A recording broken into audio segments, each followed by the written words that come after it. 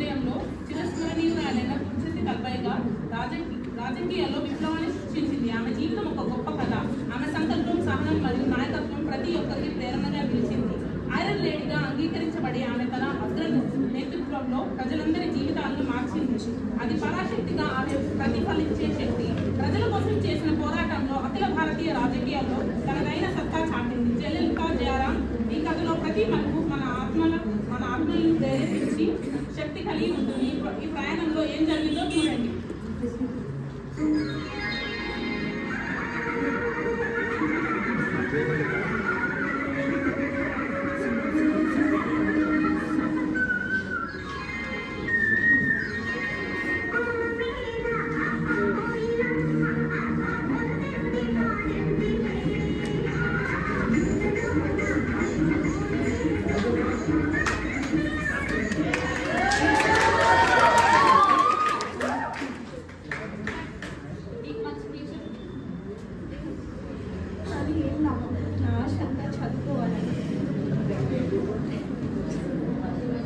Politician transition. తన తల్లి మరణించిన తర్వాత కొన్నాళ్ళుగా 1982లో అన్నా టీఎంకే పార్టీలో చేరి ఎంజీఆర్ సహకారంతో రాజకీయ ప్రవేశం చేశారు.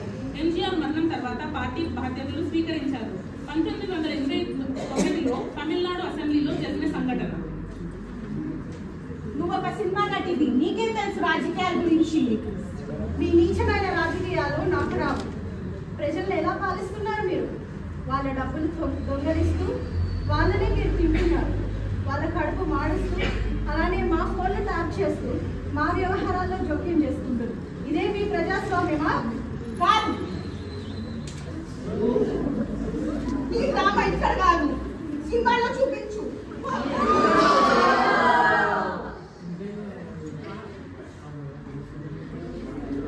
ఒక మహిళను అవమానించిన మీరు పురుషుల? ఇది పురుషాహంకారమా? ఒక స్త్రీని గౌరవించలేని మీరు ఈ రాజ్యసభలో పరిపాలన చేస్తున్నారా? మహాభారతంలో ద్రౌపదికి కూడా నాడు ఇలానే చీర లాగి జుట్టు పీకి అవమానించారు. నేడు నాకు జరిగింది కూడా అదే. మీ పురుషాహంకారాన్ని నేను అనగదొక్కి మరలా ఈ సభలో ఒక ముఖ్యమంత్రిగానే అడుగు పెడతాను.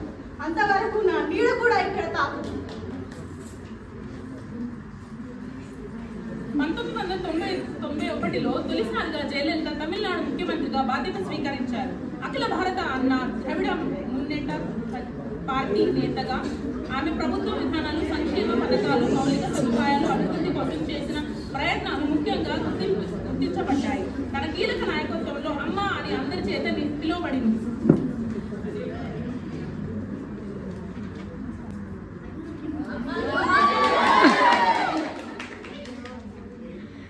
జయలలిత అనే నేను రాజ్యసభ యొక్క సభ్యురాలిగా ఎన్నుకొనబడి శాసనం ద్వారా స్థాపితమైన భారతీయ సంవిధానం పట్ల యథార్థమైన శ్రద్ధానిష్టలను మరియు అఖండతను, సమర్థతను నేను చేపట్టనున్న కర్తవ్యాలను శ్రద్ధాపూర్వకంగా నిర్వహించునని దైవ సాక్షిగా ప్రమాణం చేయించున్నాను.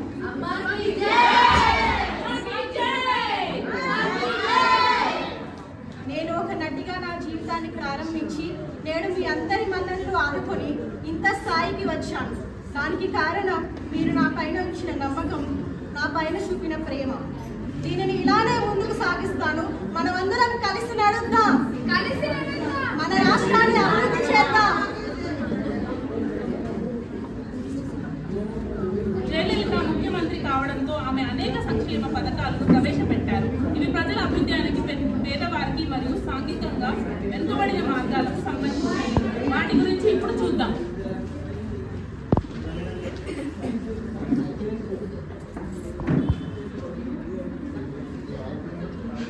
నేడు ఈ రాష్ట్రంలో నేను వస్తున్నప్పుడు చూశాను, ఆకలితో అలమటిస్తున్న చిన్న పిల్లలు రోడ్ల మీద తిరుగుతుంటే మనం ఎలాగ ఇంట్లో కూర్చుని ఆహారం తింటాం? అందుకే ఇది అమ్మ ప్రభుత్వం. అమ్మ తన పిల్లల్ని ఎంత బాగా చూసుకుంటుందో ఈ అమ్మ కూడా మీ పిల్లలైన మీ అందరినీ అలానే చూసుకోవాలనుకుంటుంది.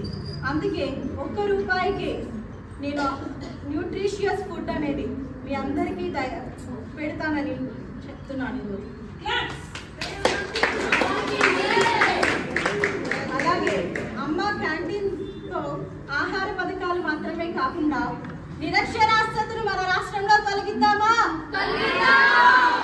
దానికి అందరూ మీరు చేతుల సహకారం అందిస్తారా?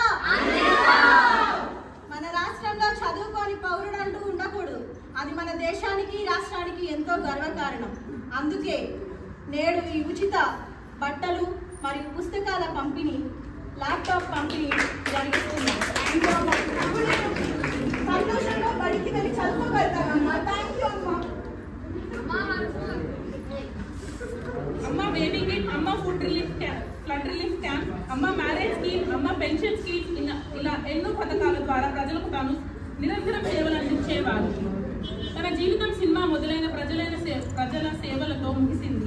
ఎన్నో కష్టాలు ఎదురైనప్పటికీ తన సహనం, సాహసం, సమయస్ఫూర్తితో సమాజంలో మార్పు తీసుకొచ్చారు. డిసెంబర్ 5న 2016లో మరణించారు. తను 14 సంవత్సరాలు అంటే 6 సంవత్సరాలు ముఖ్యమంత్రిగా రాణించారు. అమ్మ ప్రేమను అందించారు.